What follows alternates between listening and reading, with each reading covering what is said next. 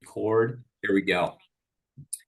All right, everyone, welcome back to the Energy for Sales podcast. Tim Hooper and David Oliphant, your hosts, where we believe if you're not having fun in sales, if we're not having fun in sales, we may be doing something wrong. So, David, I'm excited to be with you again, man, and a happy new year and 2024 already underway.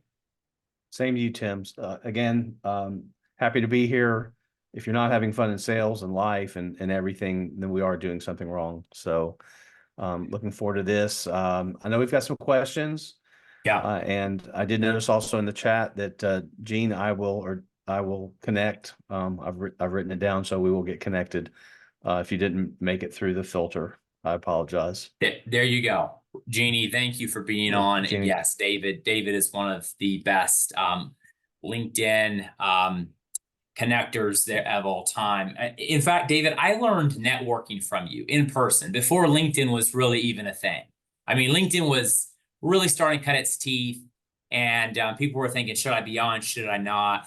LinkedIn's come a long way, and we just wrapped up LinkedIn with Tom. If you didn't catch that podcast segment, it'll be right above this one on our podcast channel here on YouTube.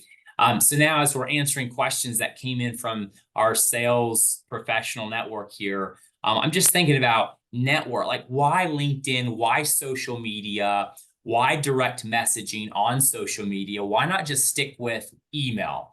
You know, email feels oftentimes safer. Email sometimes, because of, again, we're like Tom said, he dropped a boomer comment on the call. But David, sometimes email feels kind of more professional in a way. So we think, well, this is business. We should keep our sales and our outreach here in email. And so today on this little segment here, answering most of the questions that we have here from you guys are around direct messaging, using social media, LinkedIn specifically, for driving sales. So I just want to break down any barriers in our mind to say, people expect to be engaged. People expect, they're already expecting it. The beautiful thing, if you're a relationship builder and you're a relational sales professional, the beautiful thing you have going for you is if you'll do some of the things Tom talked about as far as personalizing the messages, and you're not just hacking the system, clicking as many connects and spraying and praying, but you're actually being intentional, you will be way ahead of the crowd, and you will connect in a very refreshing way with people. Everybody on social media expects to be connected with. But the statistics also show us that they are preferring it now. They're actually preferring to have conversations there as opposed to their inboxes. Inbox is a lot of the working in their business. If you're a business advisor and a value-adding sales professional, you're helping them to work on their business a lot of times to get something in front of them, whether it's a podcast you heard, whether it's something you thought of them with, an article you read, or just even a brief, hey, let's connect for coffee. I think they're expecting you to show up in a DM.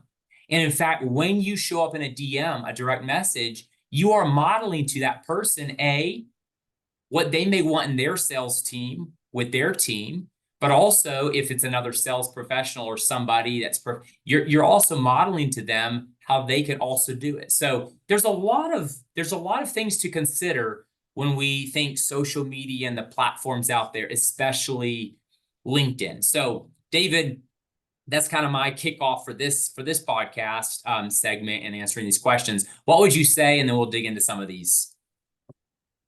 Well, there was a lot there. I'll take what I think was first.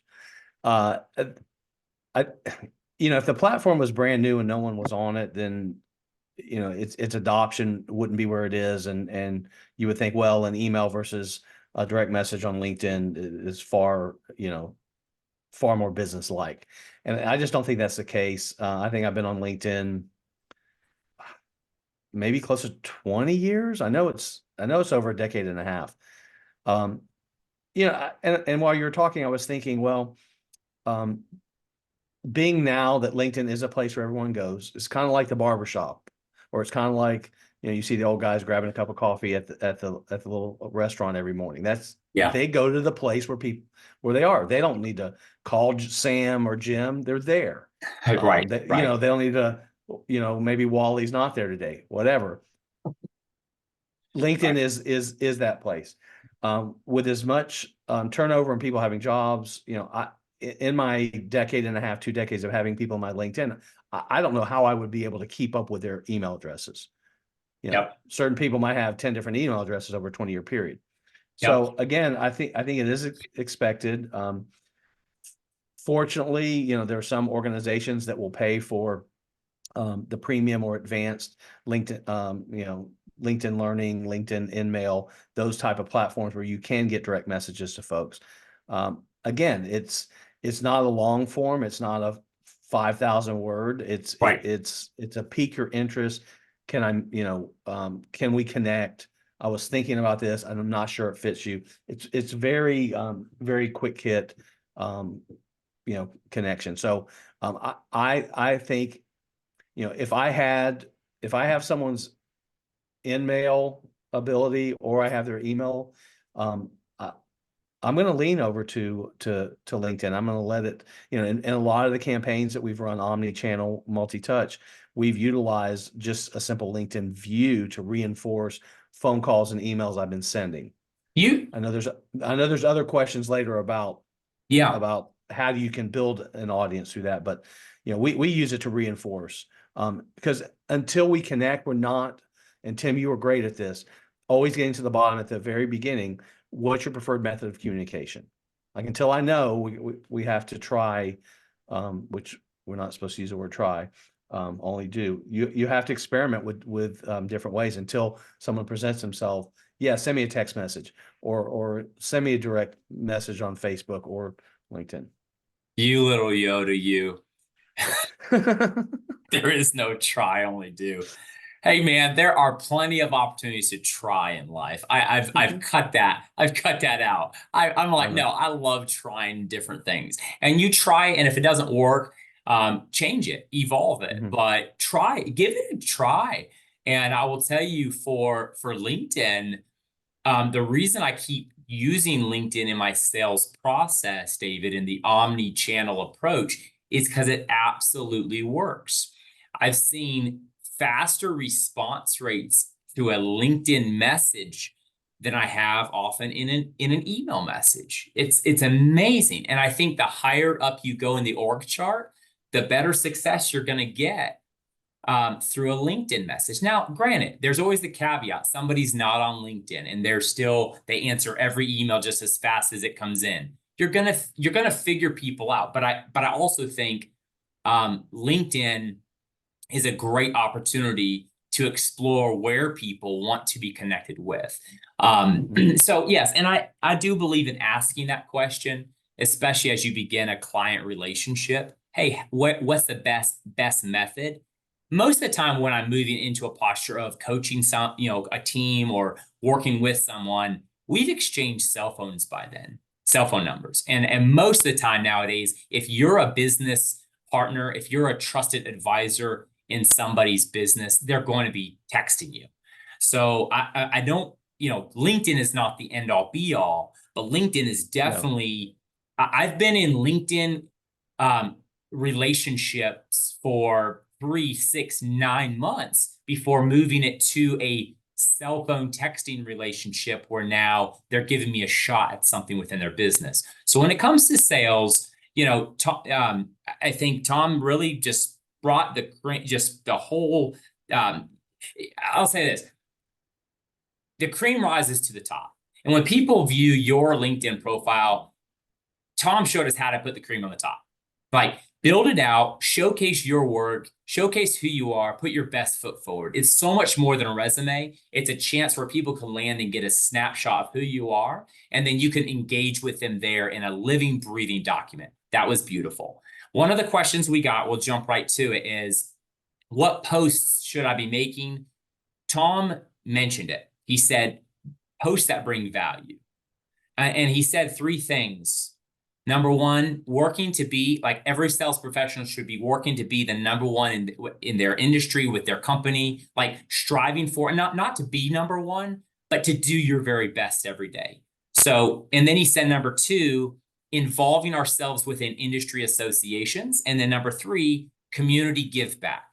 So those three prongs right there create a lot of good posting activity, if you will. What are some things you're doing with your current customers as their trusted advisor that you can share, even highlighting your customers or highlighting one of your team members or something you did as a team? We just did the big Energize conference with FNF.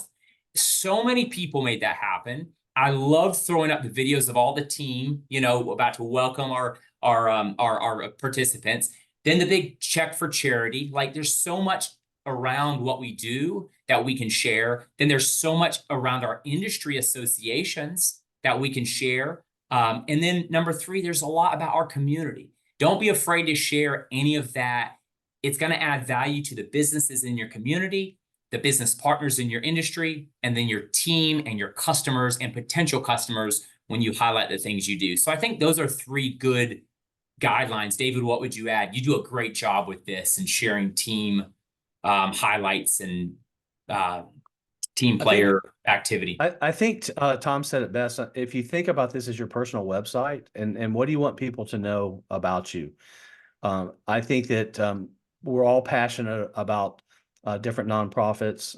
Our hearts go to many different places, whether that's homelessness or cancer, or so I think those things can give a window into our soul a bit. Yeah. And to to repost that and to comment and be active in that. I definitely industry challenges, things that are affecting the industry. Hopefully some in a positive way, but others that, that's a challenge that, Yeah. Posting industry wide, it's interesting, in a company that, marketing provides LinkedIn posts for us, and a lot, very simple. We just click here, click there. The average person is going to do that. The person that's going to go into the industry to find those other articles that are of importance to their clients, future clients, existing clients, that's where you become a trusted advisor, on your path to hopefully subject matter expert. But that's, if you're choosing to do business with someone and all you see is what's about them, you really want to work with someone that's showing some of that, but then also the things that are impacting, to your point, community, industry, the world. Yeah. Be careful.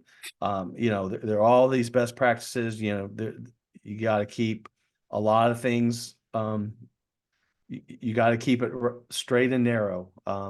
You'll see other posts that are politically charged, that are, other ways charged, and as much as you can bring people along with you, you can also turn them away from you. Look at it as a privilege. I mean, I look at LinkedIn and I look at any social media platform as more of a privilege. I mean, it's a opportunity to showcase myself, my personal brand, my company's brand.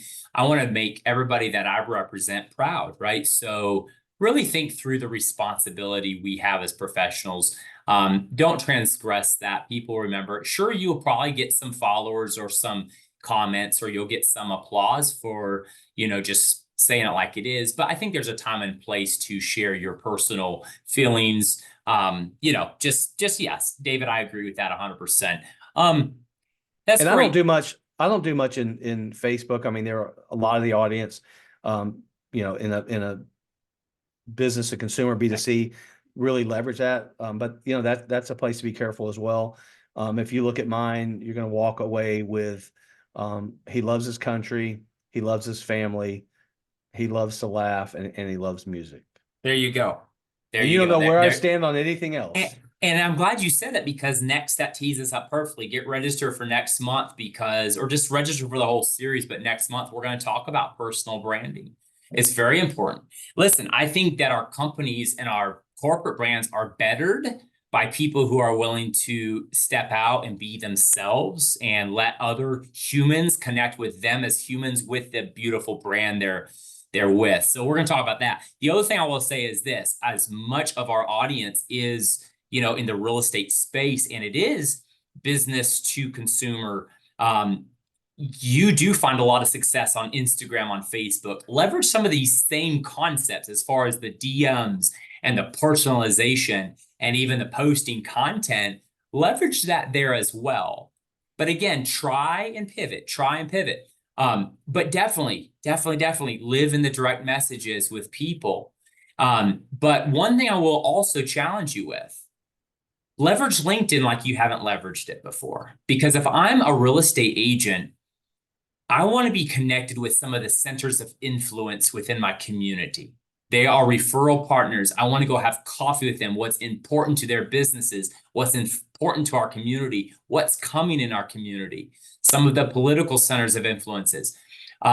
Think about LinkedIn as a new frontier for you that you can leverage in your business and build it out. Okay. Go ahead and build it out. It will serve you well. Microsoft owns LinkedIn now. They're not letting up. We've seen it come a long way, and their adoption rate, people are sometimes just getting tired of the drama elsewhere and coming to LinkedIn.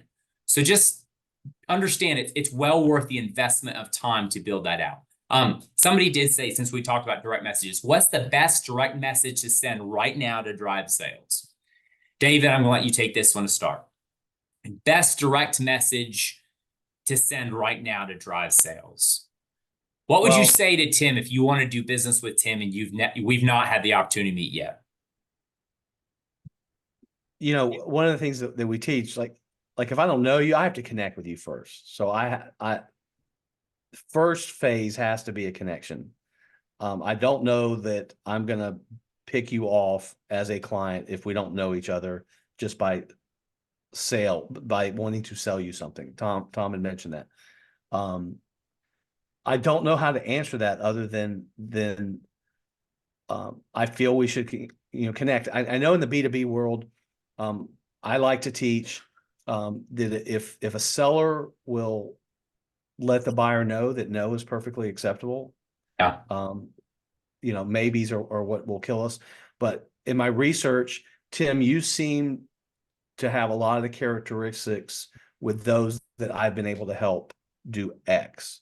yeah. Might we be able to connect? Like, I'm going to leverage, again, I'm not saying, Tim, I can help you because I don't know you, but whether it's an organization, from your website, you seem very similar to an organization that we've just helped in a couple of different ways. Might you have some time to invest on that? So I think personally the same thing. Tim, Yep. We're not connected. We have some mutual connections. You seem similar to those I've been able to help. Might you have 5 minutes to connect and we can explore it together? So I don't know. Yeah, I like that you went there. I think that the best sales direct message today is absolutely let's connect. Let's same thing. Connection or curiosity. I mean, yes. Yeah. If I can get you on curiosity. Right. Well, and that's the thing too, is are you posting? I'm glad we talked about posting for a second. So here's the deal. If I'm looking to bring somebody into a sales training program, and some of my posts have highlighted some of the success we're having. It was interesting because I had my son splicing up. He's earning some spending money. He said, "Dad, can I splice up some videos for you?" And I said, "Sure. Here's 3 graduations we did with these teams through our coaching program. Could you make a nice little reel?" He's like, "Yeah, so what do you want to have included?" And I said, "Well, here's what I want. Imagine another business owner watching this video to determine whether he wanted us or she wanted us to come in and coach their team. What would they want to see?" He's like, "Oh, okay." Like 12 years old, but he got it. He's like, "Oh, okay, that makes sense." So he really did a good job. He really, from that perspective, put it together. So the best messages could simply be, "Hey, as I was posting this morning," because now you're seeding the thought, like, go check out my post. "As I was posting this morning, the graduation from a company right up there in Baltimore, it made me think about you and your team, and I see what some of the things you're doing. I was curious what kinds of sales programs you've leveraged in the past. would you be open? So you're not being like all like secretive of why I'm reaching out. Mhm. It's like, I thought of you, David. And I was wondering if in the next couple of weeks, you might afford me the opportunity of meeting you virtually on Zoom or in person for coffee. I always go virtual. I like a virtual because I don't want to waste your time or mine. I like a virtual 20 minutes. And if we like each other, then let's go to coffee or lunch after that. I think so many times we default to the other. But anyway, that's the best message for me. Yep. I want to go seed it with some curiosity and then call to action. Let's connect briefly. Until you have that face to face, I don't Mhm. think a sale happens. But David, go ahead, wrap us up on this. Well, one thing you brought up, and it's interesting because we see it in the B2B world. We'll reach out, can we get some time on your calendar? Well, I'm real busy right now. Well, I'm not calling for today. I'm busy as well. What is 3 or 4 weeks out? I think the more that you can put those dates out there, Yeah, yeah. then you'll see really someone's real, you're almost getting them to the point, I don't want to meet with you ever. Because now you're taking the time thing away. Oh, well, I'm in an acquisition. Well, great. What does April look like? So if you push those times out, you'll either get to the real yes or the real no. So, you know, Sell slow to close fast. We always said it's nothing needs to happen. Oh, I gotta hurry up and make that. Nope. Just if you're doing this consistently with a targeted list of 15 to 30 people every 90 days, like you're really working your sales process, then it's a beautiful natural progression of a close. You're going to make connections happen. But I think using, and Jeannie, thanks for the comment. Using LinkedIn to connect before you ever connect, using social media to connect, to start a conversation. They can sense you from your picture, from your post. They can sense who they're connecting with. It's a new world. We got to get over tripping out in our mind about, oh, I can't be too forward. And people expect it and they want it. They actually prefer now engaging with you somewhat to get to know you and feel you before committing too much time. So we'll wrap with this because we're right up on time. Recommendations. Tom mentioned how to ask for a recommendation. I loved it. Personalize it if you're asking. But one thing I would challenge you to do is take your top 30 to 50 clients that you've worked with over the last year. Here we are in January.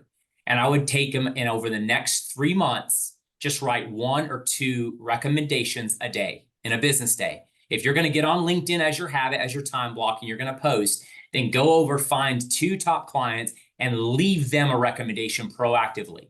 Just go ahead and give it. Like I've loved working with this person because their attention to detail, blah, blah, blah. Leave them a professional recommendation. That'll make huge traction. And then one last piece is if you're a team leader and you're bringing a team onto LinkedIn or trying, maybe use the banner opportunity as a way to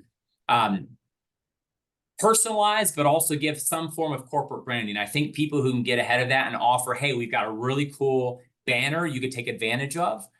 We did that here with our team and everyone scooped it up. And so it brings that continuity to the team, but it gave them some level of customization or personalization. So that's just a quick styling tip for marketers out there. But David, let's go back real quick to the recommendations because that's something you taught me was the give before the ask. Why don't you wrap us up with that, drop a golden nugget and we'll get off. Yeah, in fact, one year I think that was on our start, stop, continue. Yeah, it was. Look, I've been asked to recommend people for forever, and I'll always do it. I'm gonna write it very nicely. Don't need AI; it probably could assist. But no one ever in return has just from that automatically written one for myself because I didn't ask them. When you start getting into a habit, and I think Tim, you said 1 or 2 a day, even like 1 or 2 a week. 1 a week would be a great place to start. Right. Pick someone, send them a recommendation, it'll make them feel great, and voila, you're going to get a recommendation back. But it seems every time someone has asked me to do a recommendation for them, I've done it. I've done it well, and nothing has come in return because I didn't ask. That's exactly right. Just I think it's the law, the universal irrefutable law of nature. Give and it'll be given back. So plant and you'll reap. Hey, just a quick reminder, this month upcoming, send us your questions. You can go on to the podcast in the description. on YouTube and click the link, drop them there. It's also in the email I sent out earlier today. You can access it there. This link here on the screen, you can scan and access it. All drives back to the same survey form. Drop your sales questions to us and we'll answer those every following month on our live Q&A podcast. And then last but not least, make sure you are registered for the next training. And that's at that QR there on the screen. So every month, we're doing this the 4th Monday of every month, and we'll see you all next month. Again, thanks for joining us. Great discussion. I think there was one more question in the chat, and Jeannie, I'll reach out to you on that one. Take care, everybody. David, thank you, sir. Take care all.